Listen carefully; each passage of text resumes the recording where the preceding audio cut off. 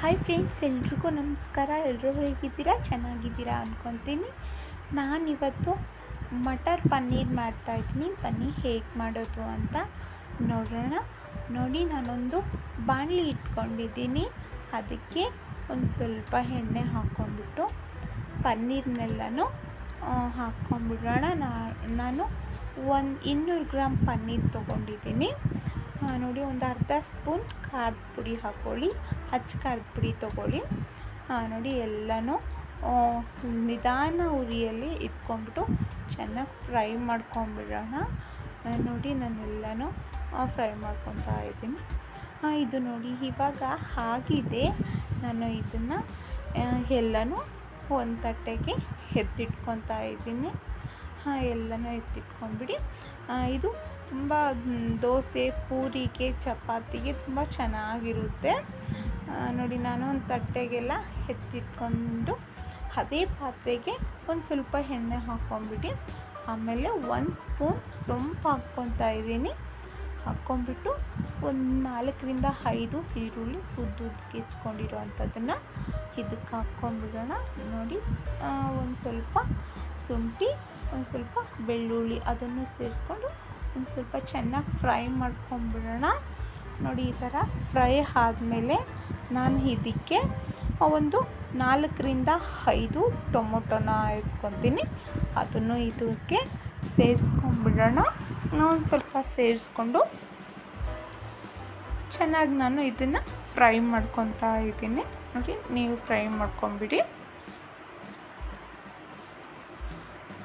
ನೋಡಿ, ಈ ಸ್ವಲ್ಪ ಫ್ರೈ ಆದಮೇಲೆ ಇದಕ್ಕೆ ನಾನು ಒಂದು ಸ್ವಲ್ಪ ಗೋಡಂಬಿ ತೊಗೊತೀನಿ.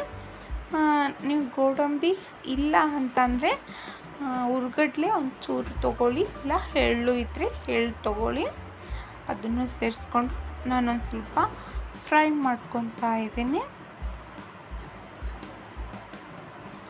ನೋಡಿ, ಇದು ಹಸಿ ವಾಸನೆ ಎಲ್ಲ ಹೋಗಬೇಕು, ಸ್ಮೂತಾಗಿ ಹಾಕಬೇಕು. ಅದಕ್ಕೆ ನಾನು ಸ್ವಲ್ಪ ನೀರು ಹಾಕಿಬಿಟ್ಟು ಮುಚ್ಚಳನ ಮುಚ್ಚಿಬಿಟ್ಟು ನೋಡಿ ಒಂದು 5ರಿಂದ 10 ನಿಮಿಷ ಆಗಿತ್ತು. ನೋಡಿ, ಇದು ಸ್ವಲ್ಪ ಚೆನ್ನಾಗಿ ಸ್ಮೂತಾಗಿ ಫ್ರೈ ಆಗಿದೆ.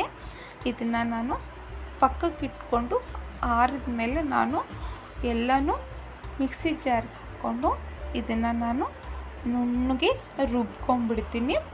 ನೋಡಿ, ಈ ಥರ ಪೇಸ್ಟ್ ಮಾಡ್ಕೊಂಬಿಡೋಣ. ಮಾಡ್ಕೊಂಡು ಪಕ್ಕಕ್ಕೆ ಇಟ್ಕೊಂಡ್ಬಿಡೋಣ.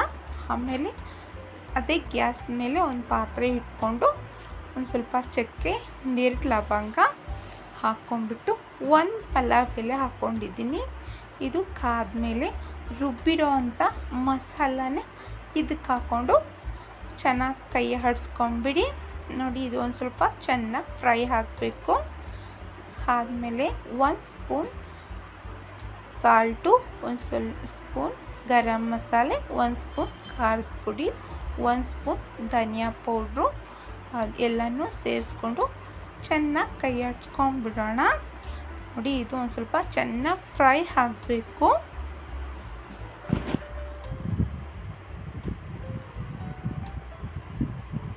ಫ್ರೈ ಆದಮೇಲೆ ನಾನು ಒಂದು ಸ್ವಲ್ಪ ಬೇಯಿಸಿರೋ ಬಟಾಣಿ ಆಮೇಲೆ ಫ್ರೈ ಮಾಡ್ಕೊಂಡಿದ್ದೀವಲ್ಲ ಆ ಪನ್ನೀರನ್ನ ಎಲ್ಲನೂ ಇದಕ್ಕೆ ಸೇರಿಸ್ಕೊಂಡ್ಬಿಡೋಣ.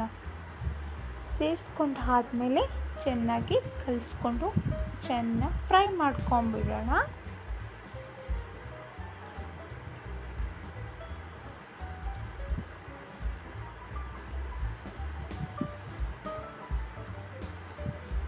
ನೋಡಿ, ಇದು ಒಂದು ಸ್ವಲ್ಪ ಫ್ರೈ ಆಗಬೇಕು. ನಾನು ಅದಕ್ಕೆ ಮುಚ್ಚಳನ ಮುಚ್ಚಿಬಿಟ್ಟು ಒಂದು 5ರಿಂದ 10 ನಿಮಿಷ ಬಿಟ್ಟಿದ್ದೆ.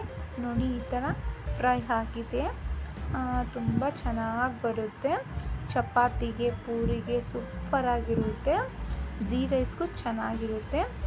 ಯಾರೆಲ್ಲ ನನ್ನ ವಿಡಿಯೋ ನೋಡ್ತಾ ಇದ್ದೀರಾ ಅವರೆಲ್ಲ ಲೈಕ್ ಮಾಡಿ, ಕಮೆಂಟ್ ಮಾಡಿ, ಸಬ್ಸ್ಕ್ರೈಬ್ ಮಾಡಲಾರ್ದವರೆಲ್ಲ ಸಬ್ಸ್ಕ್ರೈಬ್ ಮಾಡಿ ನನ್ನ ವಿಡಿಯೋಗಳನ್ನ ನೋಡ್ತಾ ಇರಿ. Thank you for watching.